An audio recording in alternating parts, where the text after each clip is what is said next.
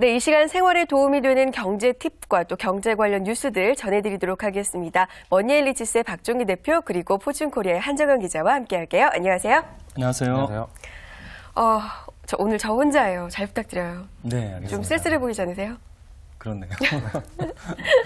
네, 앞에서도 이 엄마들의 재테크 능력에 대해서 제가 네. 말씀을 드렸는데 재테크 전문가시니까 아이들한테 재테크 교육 시키실 것 같아요. 어때요?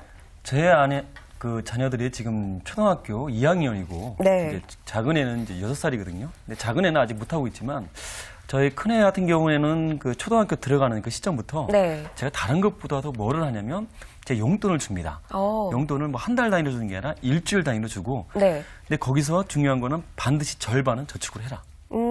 조건이 붙는군요. 그렇죠, 그렇죠. 네. 그래서 제가 그 집 근처에 은행에다가 본인 이름으로 통장을 만들어주고 네. 그리고 한 달에 한 번 모인 것 같고 항상 가서 저축을 하게끔 하죠. 음. 왜냐하면 그 어릴 때부터 돈을 저축하는 습관하고 쓰는 습관이 참 중요하거든요. 네. 그 용돈을 주면 이거 다 쓰려고 생각하지 말고 그렇죠. 절반은 무조건 이렇게 저축을 해야 된다. 이런 관념을 심어주려고. 큰아이가 몇 네. 살이에요? 지금 9살이네요. 어. 갑자기 근데 그게 초등학교 학년을 알겠는데 잠시 당황하셨는데. 예. 큰아이 나이 아셔야죠. 그렇네요.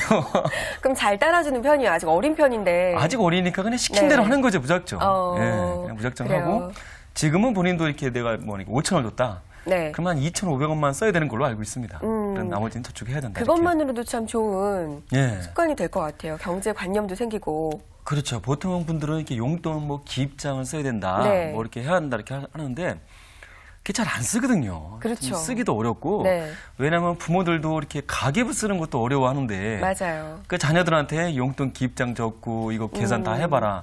그건 거의 어불성설이거든요. 네. 그러니까 그런 것보다도 그냥 간단하게 용돈을 주고 나머지는 저축을 해라.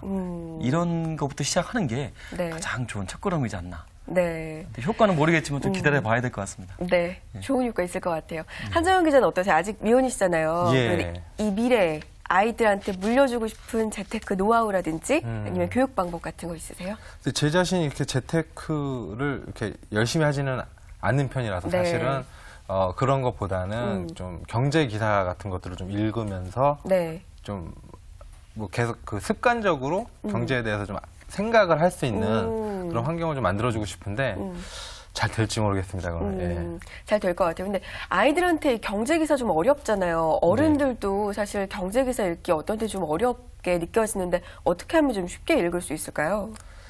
일단 부모님께서 좀 설명을 해주시는 것도 좋지만 네. 그 너무 어려운 기사들, 그러니까 정책 기사 같은 거 말고 네. 뭐 새로운 기술이 나왔다, 새로운 상품이 나왔다 이런 것만 관심을 가져도 조금 나아지지 않을까 싶네요. 예. 그렇군요. 박 대표님, 제가 오프닝에서 네. 이 주부들이 재테크를 잘하면 영향을 아이들이 그대로 받는다라고 말씀을 그럼요. 드렸어요. 예. 맞아요, 그 얘기가? 아, 그럼요. 왜냐하면 네. 그 돈에 대한 그 관념이 중요한데 개념이죠. 개념이 중요한데 이건 아무래도 부모님 그대로 따라할 수밖에 없거든요. 왜냐하면 저 같은 경우에도 저희 부모님이 엄청 짠순이였죠. 짠순이고 되게 그러셨어요? 짜게 그렇게 뭐 그때는 그렇게 살 수밖에 없었으니까. 네. 근데 지금 돌이켜 보면 제가 사회에 나와서 이렇게 그 뭐 돈을 벌고 쓰는 거 보면 그게 그대로 제가 배우게 되거든요. 네. 근데 그렇지 않고 제 주위에 뭐 친구들이라 보면 부모님이 좀 여유가 있고 또 이제 두서없이 그 돈을 막 쓰는 분도 있잖아요. 그러니까 마찬가지더라고요, 그는. 그리고 제 친구들이나 뭐 주위 사람들 봐도 역시 부모가 이렇게 너무 쉽게 외식을 하고 또 막 이렇게 사고 싶은 거 다 사고 네. 이런데 그 또 자녀들을 보면 자녀들이 이제 저희 아이들하고 같은 또래인데 그걸 보면 마찬가지입니다. 그냥 너무 이렇게 물건 쉽게 생각하고 장난감 하나 사더라도 쉽게 뭐 다 살라고 하고 이게 커서도 그 변하지가 않거든요. 그러니까 재테크라는 게 부모님이 네. 막 돈을 잘 굴리고 뭐 주식을 잘하고 부동산 잘하고 네. 이런 걸 떠나서 네. 정말 내가 돈을 평소 어떻게 쓰느냐 부모님이 쓰는 거는 거의 100% 자녀들이 본받는다고 저는 그렇게 생각합니다. 이 가계 경제를 위해서 또 아이들의 교육을 위해서 재테크 정말 중요한데요. 그렇게 중요한 재테크 정보들 오늘 알짜 정보만을 모아서 전해드리도록 하겠습니다. 복귀학적인 순서 시작해보죠.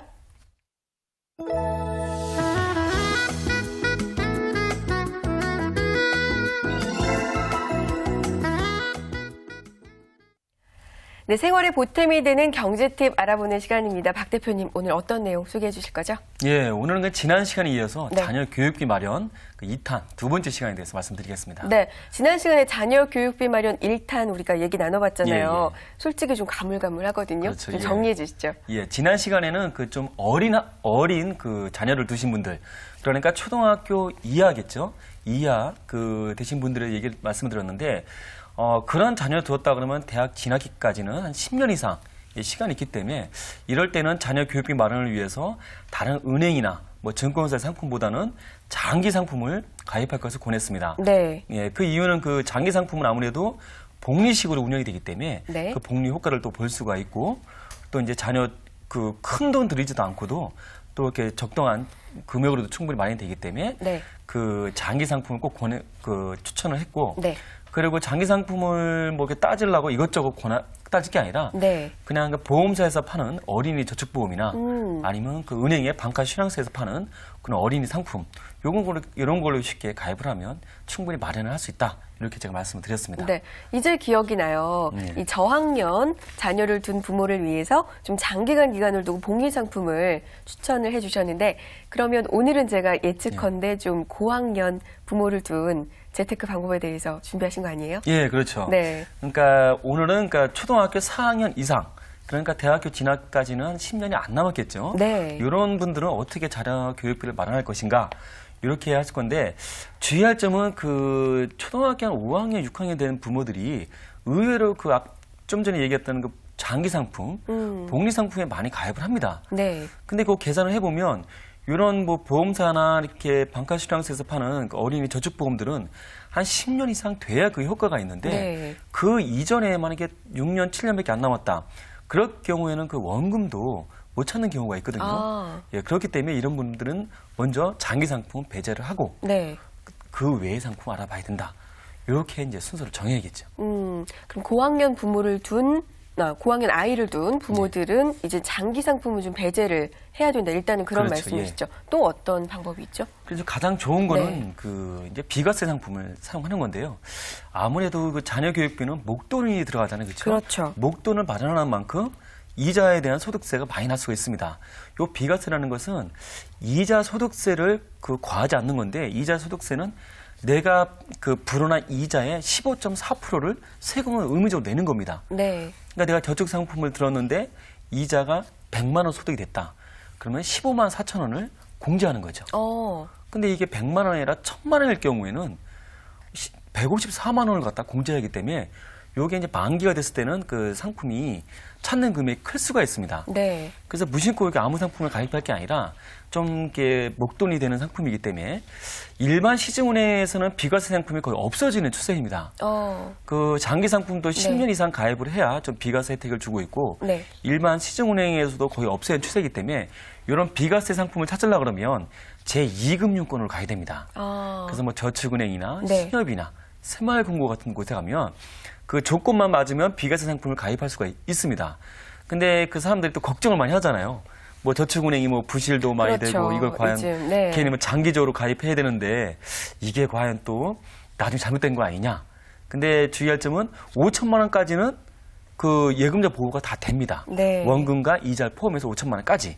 그래서 대학교 자녀금까지 대학교 학자금을 5천만 원 이하로 내 준비를 하겠다. 네. 그러면 뭐 저축은행이나 이런 뭐 신협 같은데 충분히 비과세 상품 알아보는 것이 가장 좋은 방법이겠죠.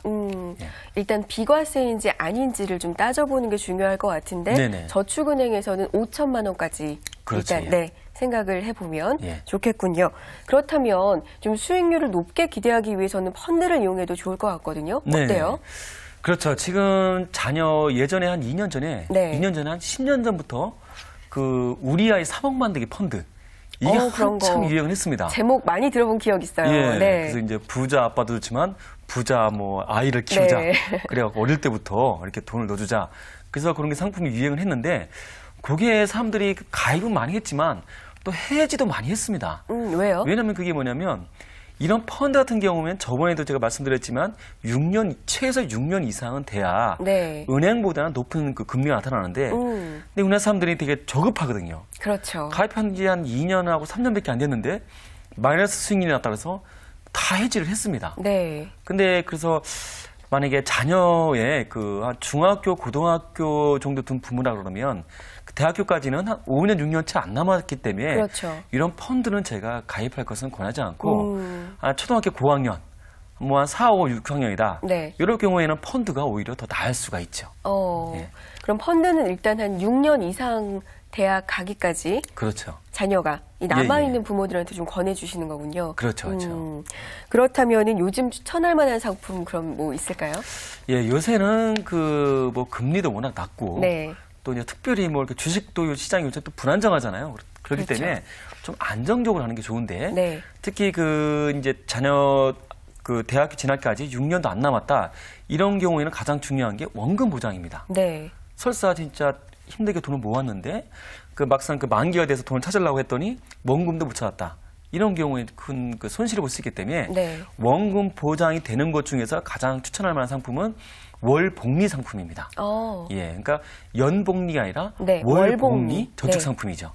요거는 시중은행에서 많이 지금 판매가 되고 있습니다. 네. 그래서 3년 단위로 지금 만기 상품이 나오고 있는데 뭐 신한은행이나 은행, 뭐 우리은행 네. 이런 데 가시게 되면 월복리 3년 만기 저축 상품을 찾을 수가 있고 요게 3년 만기 따라 주기가 올라가기 때문에 내가 3년 만기를 들고 그걸 찾아서 다시 그 상품에 또 드는 거죠. 이런 식으로 네. 계속 늘려가는 겁니다. 그래서 월복리라는 게 당장 3년 뭐 여기까지는 큰 차이가 안 나더라도 네. 일반 시중 금리보다는 원금도 보장이 되면서 충분히 높은 수익을 바라볼 수 있는 그런 상품입니다. 월복리 상품 지금 네. 추천해 주셨습니다. 한 기자님 어떠세요? 아직 미혼이시지만 미래 아이들 자녀 교육비 걱정 벌써 좀 하는 편이신가요? 일단은 아직 와닿진 않지만요. 네. 기본적으로 이렇게 얼마나 들까 총 대학교 졸업할 때까지 네. 그런 건 좀 사실 궁금하거든요. 아, 그래요. 그렇죠. 예. 총 얼마나 돼요? 예, 정말? 그러니까 초등학교 네. 입학 시기부터 대학교 4년까지 그 통계청에서 조사한 자료가 있는데요. 네. 총 한 2억 6천만 원 정도 든다고 조사가 나왔습니다. 그러니까 이건 평균적인 데이터고요. 네. 만약에 사교육비를 더 이상 올린다, 그러면 그 이상 올라가게 되고 그렇죠. 또 줄인다 그러면 더 줄일 수가 있는데 네. 평균적으로 2억 6천만 원이니까 자녀 2명 있다 그러면 5억 정도가 들게 되는 거죠. 훌쩍 넘네요. 그러니까- 한 기자님 2억 6천만 원이래요. 열심히 일해. 내 사람들이 그러네요. 그렇게 생각을 네. 못 합니다. 왜냐하면 매달 나오는 것 같고 그달 그 지출을 하기 때문에 근데 그걸 만약에 모으게 된다 그러면 집 한 채 값은 너끈히 살 수 있는 그 그렇죠. 정도의 이게 한 달 한 달 나가니까 그냥 그런가 보다 하는데 네. 이 모이면은 그 정도 한 그렇죠. 3억 가까이 될 수도 있고 뭐 얼마를 쓰느냐에 따라서 그건 달라지겠죠. 근데 평균 한 2억 6천만 원 6천만 정도. 원이 들고 만약에 와. 자녀 결혼 자금까지 네. 만약에 좀 주겠다 이런 네. 부모 계시는데 그분들은 뭐 한 3억 5천에서 4억까지 이렇게 든다고 합니다. 참 스튜디오가 갑자기 고요해졌습니다. 그렇죠. 이렇게 많이 들 줄 저도 몰랐거든요. 그런데 미혼부터 준비하지 않으면 좀 결혼해서 서로 빠듯하고 힘들 것 같다 이런 생각 들어요. 근데 미혼이 자녀 교육비 걱정을 먼저 하는 건 필요하겠죠. 아, 그럼요. 네. 왜냐하면 이게 자녀 교육비라는 게 정말 어릴 때부터 특히 아직 결혼 안 하셨잖아요. 네. 안 하셨는데 네네. 언제부터 시점이 가장 제가 좋다고 얘기하는 시점은 돌잔치입니다. 아, 아기가 태어나서 이제 돌잔치를 하면 그걸 돌잔치 때 들어온 돈을 갖고 다 쓸 게 아니라 그거 갖고 이제 저축을 시작하는 거죠. 그래서 그 돈에다가 매달 10만 원씩 넣는 겁니다. 매달 10만 원씩 넣고 혹시 얘들 뭐 설날에 세뱃돈 들어왔다. 그것도 넣는 거죠, 저축을. 장기 상품에. 네. 그러면 그것만 넣으면 만 18년을 넣을 수 있는데 그럼 그것만 월 10만 원씩 넣고 그 추가적으로 넣는 것만으로도 대학교 자금은 다 마련이 됩니다. 그렇기 때문에 빨리 시작하는 게 좋은 거죠. 빠르면 빠를수록 그렇죠. 미혼도 시작할 수 있을까요? 아, 그럼요. 그러니까 미혼인 경우에는 자녀 이름으로는 저축 상품을 가입할 수가 없겠죠. 그렇죠. 그러니까 네. 본인 이름으로 가입하는 거죠. 아, 그래서 본인 장기 이름으로. 복리 상품에 네. 본인 이름을 가입했다가 나중에 뭐 자녀가 태어났다 그러면 그걸 갖다 자녀한테 이렇게 넘겨주는 거죠. 그냥 장기 복리 상품을 가입을 해서 이걸 그냥 자녀 교육비용으로 예. 자기 스스로 만들면 그렇죠. 될 것 같아요. 예. 한 기자님 뭐 자녀 교육비에 대해서 궁금하신 거 없으세요? 뭐 그런 경우가 있어요. 이제 회사에서 보통 이제 대학교까지 네. 자녀들 대학교까지 이제 학비를 보조를 해주는데 중간에 갑작스럽게 이제 나가시는 경우들이 요즘 많잖아요. 그렇죠, 예. 네. 좀 아주 긴급한 상황에서 이렇게 시간이 얼마 안 남았을 때 네. 뭔가 좀 회복할 수 있는 방법은 없을까요? 그거는 이제 저도 이제 그런 분을 많이 만나보는데요. 그 복지가 좀 좋은 회사들은 자녀 학자금을 다 대주잖아요, 그죠? 그렇죠. 뭐 고등학교까지 대주고 뭐 대학교 뭐 학자금도 내준다. 네. 그래서 이제 손 놓고 있는 겁니다. 걱정 없고 이렇게 손 놓고 있다가 갑자기 생각지 않게 은퇴를 하거나 그만두게 되면. 그만두게 됐을 네. 때 당장 애들도 이제 중고등학생이 됐고 말씀하신 것처럼 몇 년이 안 남은 건데 맞아요. 그럼 어떻게 해야 되냐? 네. 그럼 방법이 없죠. 그때는. 막막하죠. 예, 막막하고 본인이 저축할 수 있는 돈을 갖다가 절반 이상을 학자금을 저축할 수밖에 없습니다.